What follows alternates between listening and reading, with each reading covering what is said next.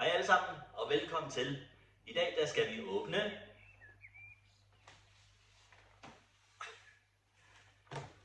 denne her lækre boks der. Det er en Mega Charizard X Ultra Premium Collection box. Så lad os komme i gang. Tryk på knappen.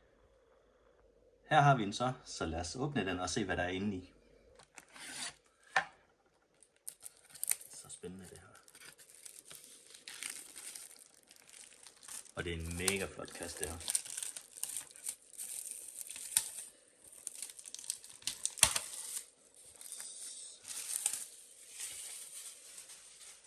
Og man kan jo se her om bagved, hvad man får.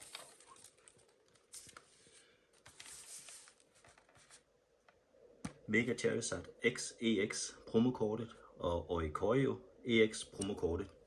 Jeg mener jeg så den inde på Cardmarket til 340-350 kroner. Bare for promokortet der. Og Oricorio, den stod vist til 130-140 kroner, kun for promokortet. Og hernede, der er jo en playmat, som I kan se, så har jeg allerede en. Bum.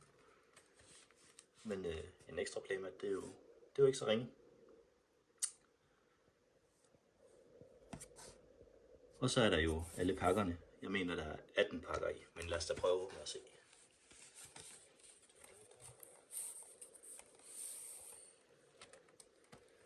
Prøv lige at se her.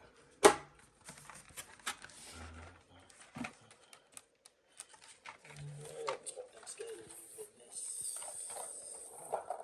Bum. Så åbner vi. Tada!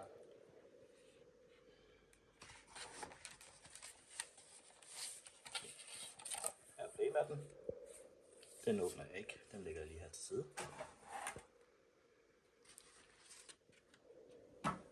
Væk med det der. Så er der terninger. Jeg spiller ikke Pokémon, men ja. Terninger, det er vist altid godt at have. Tror jeg. Og denne her.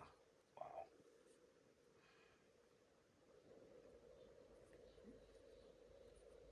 Den er fin, og den laver der solid metal.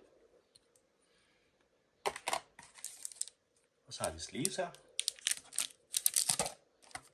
er nogle fede sleeves der. Dem kan jeg godt lide. Og ja, hvad bruger man egentlig den her til? Skriv en kommentar, hvad man bruger den her til. Den her boks her. Er det til at holde sin kort i, eller? Egentlig. Der er noget inde i hvert fald.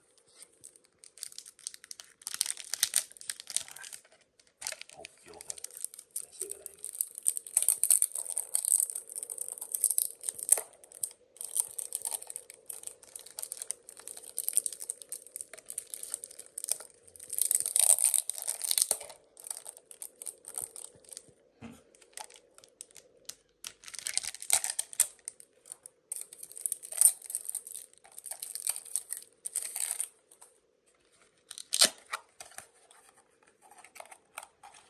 Og det er sådan nogle kortholdere, tror jeg. Kortholdere. Meget fed. Og på den her står bare Pokémon på. Pokémon Trading Card Game. Og så til det vigtigste her. Der er jo tada! Journey together, journey together, journey together, journey. 5 pakker, Journey Together. Mega Evolution, Mega Evolution, Mega Evolution og Mega Evolution. Og ikke nok med det. Endnu en Journey Together. 6. Destiny Rivals. Dem er der 4 af. Og Phantasmal Flames. Dem er der også 4 af. Så der er 6. Så der er 6 Journey Together. 4 Mega Evolution, 4 Distant Rivals, og 4 Phantasmal Flames. Så. Men lad os da få åbnet de pakker der, så... nej, vent. Der er også den her. Og se her. Her er det. Promokortet. 350 kroner, tror jeg, det er for den her. Og den ryger bare direkte i slip, den her. Det samme med. Der er jo 2 promokort i den her.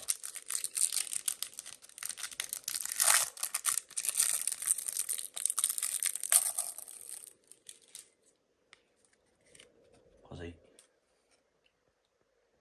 Det er altså en fed en. Fed promokort. Og bagved.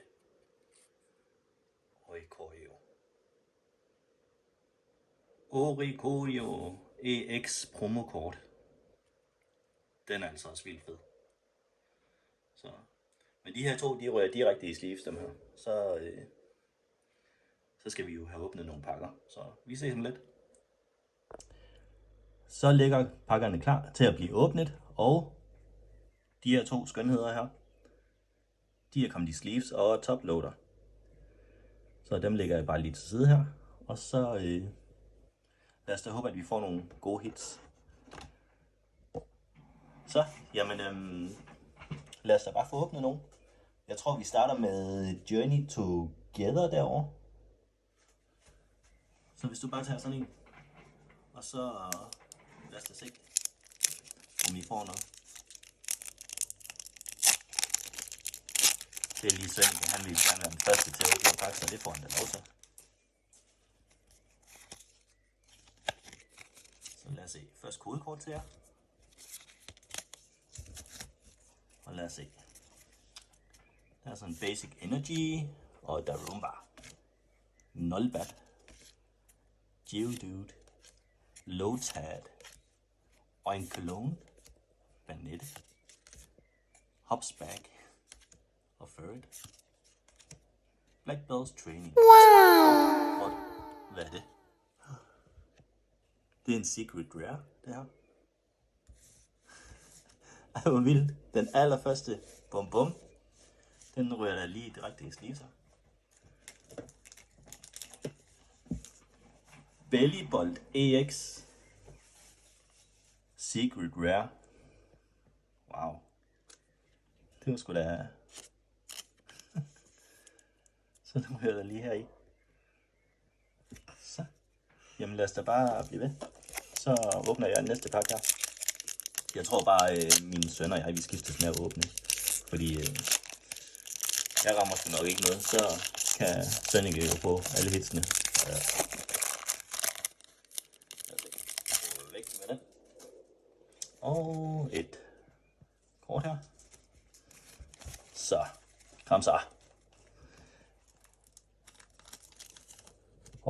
Sønneke siger lige, at vi lige manglede et kort her. Den lægger lige om. Det er bare trainer, så Black Belt Trainer. Væk med den. Basic Energy. Voltorb. Oricorio. Purloin. Ens Purloin. Ens Kliklank. Kliklank. Hops Sandaconda. Corporaya.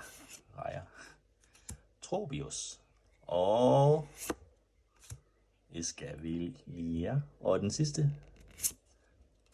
En Tyranitar. Nå, jamen, så fik jeg ikke nogen. Lad os se, om Sønneke får.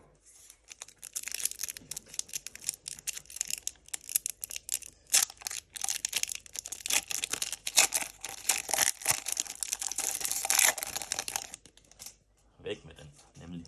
Og så, ja, I får ikke lige noget kodekort der. Basic Energy. Der er jo et eller andet Fungus. Ens Klink. Lotad. Banette. Hopsback. Pangoro. Cloth. Og ja, Skuvet. Dogwool. Det var heller ikke. Jamen, vi går da bare videre med Journey Together her. 3 pakker inde. Scarlet and Violet, Journey Together.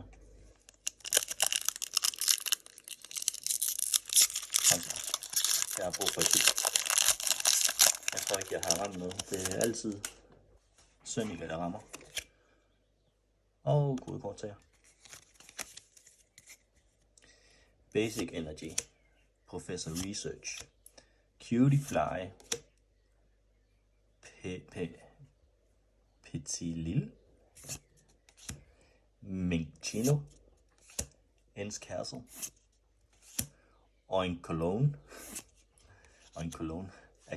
Excelgor, Torchic, Lycanrod og Bellybot. Så fik vi da lige... kan vide, om der er en Secret Rare i den her. Secret Illustration Rare. Nå. Jamen, lad os da komme videre.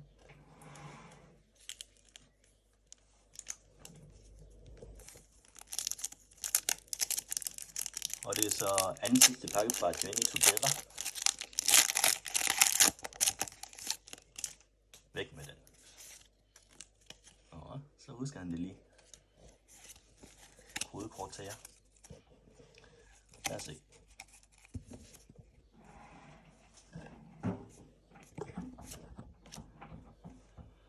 Nimble, Lavisar, Remoulade, og Grimmsnarl, Ens PP Up, Pelipper, Pangoro og Tadbog. Ui, hvad er det? Hvad er det? Det er jo også en Secret Rare. Wow. En Secret Rare mere. Salamence Secret Rare.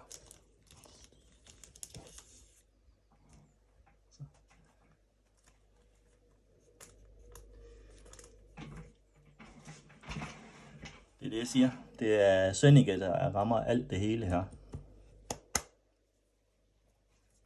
Så, jamen, så tager jeg da bare den sidste. Så tager jeg den sidste Journey Together her. Og det her er jo vores anden video, det her, så skriv da lige en lille kommentar om, hvad vi kan snakke om, fordi jeg aner ikke. Jeg nævner bare de kort, vi trækker her. Lige et kodekort her. Og Basic Energy. Toad's Cool. Mr. Mime. Hvad hedder den? Mr. Mime? Nej, den her. Det ved jeg ikke. Sprigatito.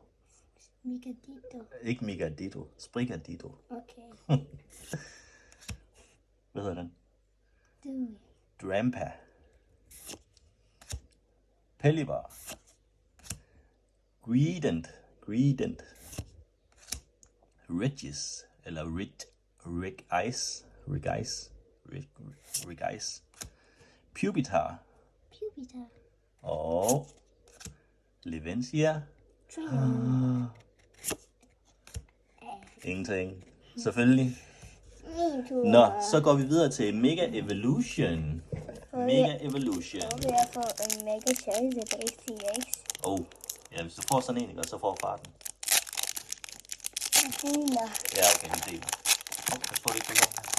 Altså for at vi skal prøve at se en Mega Trade for en Mega Charizard XTX. Der er kodekortet.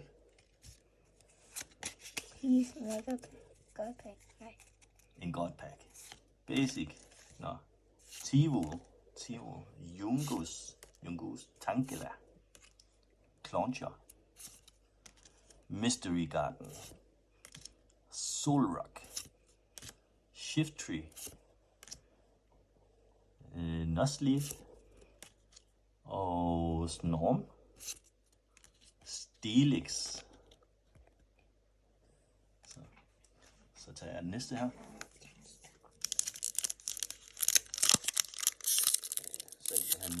vil lige se sine hits der. Det er så fint. Heldig, jeg fik 2 stykker i dag. Ja, det er meget heldigt, at du fik 2 stykker. Ja, så mangler jeg jo bare lige far et her fra mig. Jeg tænker, hvad mange Og hvad har vi her? det koster. Kodekort. Så. Basic Energy. Scorbunny. Tinkertoff. Nuzleaf. Tyrogue. Shedinja. Shit, det her. Inteleon. Strange Timepiece. Jinx. Nej, ikke Jinx. Nu bliver vi Jinxet. Shedinja. En Illustration Rare. Heldig.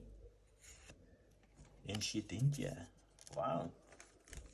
Lad os da lige putte den i sleeve. Ja. Tak.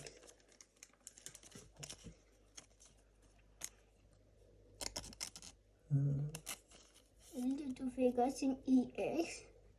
Shedinja. Secret Rare. Eller Illustration Rare hedder den. Så. Mega Evolution. Mega Evolution. Pakke nummer 3.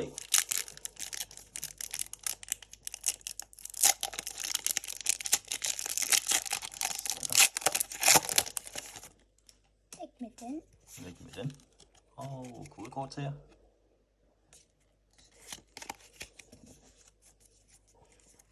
Lad os se. Basic Energy. Og Pachirisu. Graffa. Ej. Nagli. Chikorita. Magnezone. Wallis Compassion. Pyroar. Latios. Og Latios. Energy Switch. Raikou som det sidste. Så tager jeg lige den sidste Mega Evolution her. Jeg var ikke gå op der Charizard. Ja. Så tager jeg lige dem her først. Den sidste Mega Evolution. Yay. Kom så. Lad os få nogle hits. Vi er heldige i dag. En Basic Energy. Sobble. Sobo. Bonnerare. Electric. Delmice. Shuggle. Lieutenant Surge Bargain. Ninetales. Ninetales. Og Litleo. Lidt lige. Miltank. Xerneas. Og det var det. Lad os da gå videre til Destined Rivals. Destined Rivals Destined i Rivals. Roblox. Destined Rivals.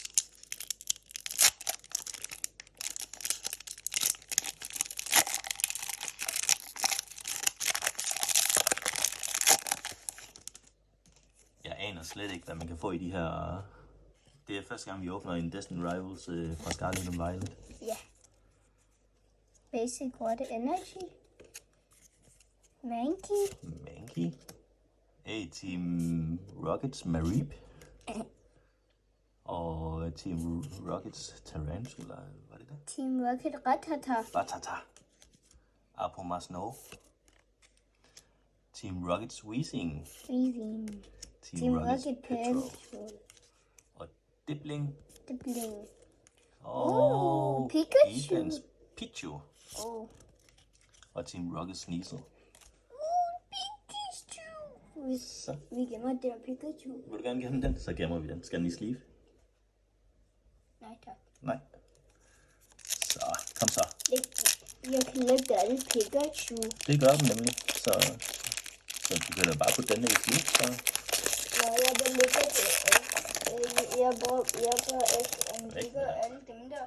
Jeg skal også bruge Fun Pointer, og så kun med Pikachu derinde. Ja. Så må vi jo hellere skaffe dig en binder jo, til kun Pikachu. Ja. Basic Energy. Kom så. Skarmory. Smoliv. Torchic. Rotom. Huntail. Ethan's Pinsir. Sacred Ash. Team Rockets Nidoqueen. Greedent. Team Rockets Articuno. Det var det. Så er der kun 2 tilbage. Far, du får det der Destiny Rivals Mewtwo. Mewtwo. Måske er der et helt inde. Ja, det tror jeg også. Og det er den der, hvor man kan få den der seje Mewtwo der. Rockets Mewtwo. Også det der, som jeg vil åbne.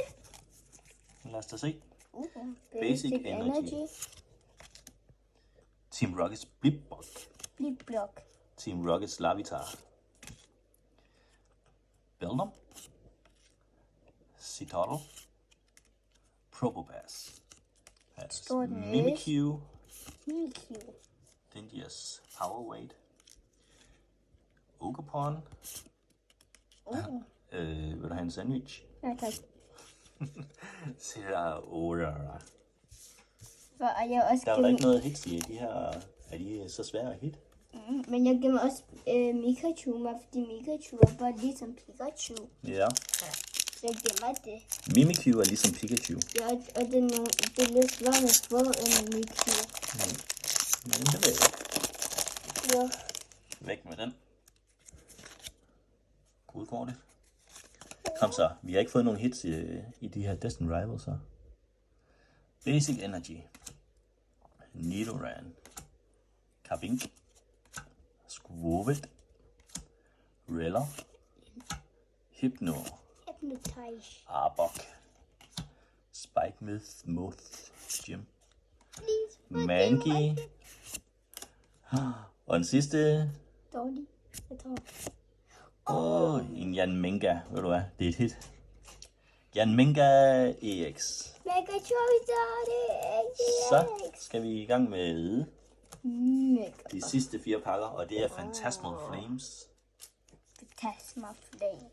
Hvor kan starte, var? Du må gerne starte.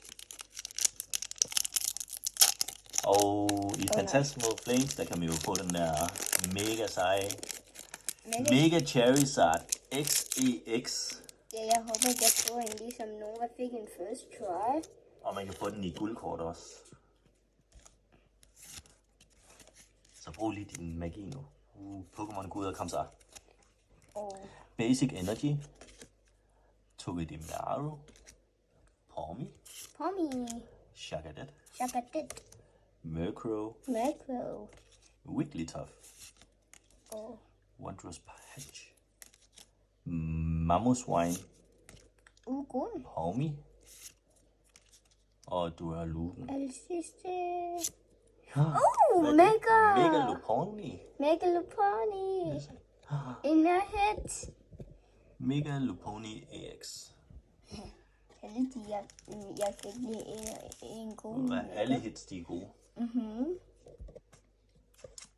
Heldig. Ja, sejt. Mega. Så tager jeg lige den der. Okay. Selvom når det er chocolate pakke, så kan man stadig få mega chocolate i mega pakken. Ja, det tror jeg da godt, man kan. Ja, kunne du huske der, hvor nogen åbnede det chocolate, mega chocolate pakke, så nogen fik der en first try. Ja, og det skal lige fortælles, at jeg har en datter, som åbnede hendes allerførste Phantasmal Flames pakke. Og der fik hun jo Mega Charizard XEX SIR. Det var helt vildt. Og hun har solgt den, og hun er så ked af, at hun har solgt den. Så nu prøver vi at se, om vi kan skaffe en mere til hende. Bare lige sådan. Så. Basic Energy. Bramblin. Absol. Oddish. Seal. Bramblegast. Blowtorch. Crocodile. Lombre. Swinub. Og Reshiram. Så. Min heldig. Hvorfor du kan få der Phantasmal Flame Gengar? Ja, jeg håber, du kan få der Gengar fra en YouTube. Det der ligesom det der pakke. Ja. Så, Sunnys's sidste pakke her. Skal han lige have de sidste hit her? Væk med den. Jeg håber ikke.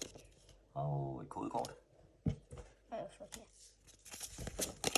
Please, a God pack. Nej. Basic Energy. Lumbre. Duraludon. Gligar. Primplup. Bronzong. Damanitan. Og Taurus. Og en Taurus mere. Og Zacian. Jeg synes det. Toxtricity. Nå. Hvad er det, man plejer at sige? Last Pack Magic. Phantasmal Flames. Hvad man plejer at sige? Last pack. Kom så, lad os da lige få et hit mere.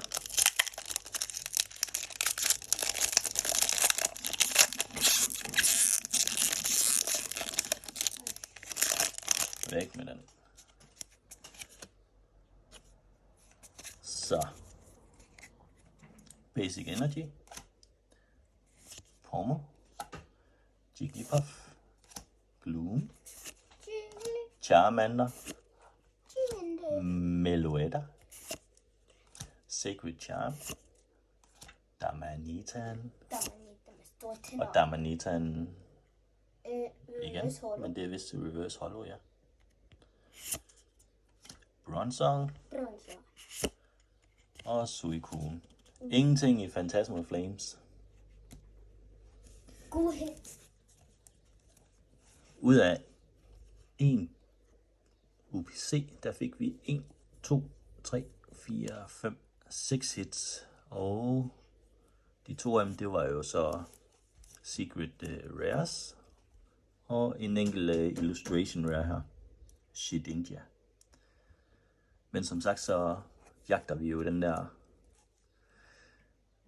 Mega Charizard XEX SER. Så, og det er derfor, vi har sådan en ETB her. Og den er også lige der. Og til venstre har vi jo Mega Evolution boksen med Lucario. Så. Men det bliver en anden dag, vi åbner dem. Så jeg føler sådan lidt ud af 18 pakker, 6 hits. Det er vel okay. Jeg havde håbet på en SER, men man kan jo ikke altid få, hvad man ønsker sig. Så. Men hvis I kunne lide videoen, så giv et like. Og ja, vi vil blive glade for, hvis I subscriber til kanalen, fordi så kan I hjælpe os med at gro. Og ja, læg en kommentar, hvad I godt kunne tænke jer at se, fordi det er vores anden video, det her. Så det kan godt være, at det virker sådan lidt amatøragtigt, men ved du hvad, det bliver bedre i løbet, når vi får lavet nogle flere. Så, men tak fordi I vil se med, og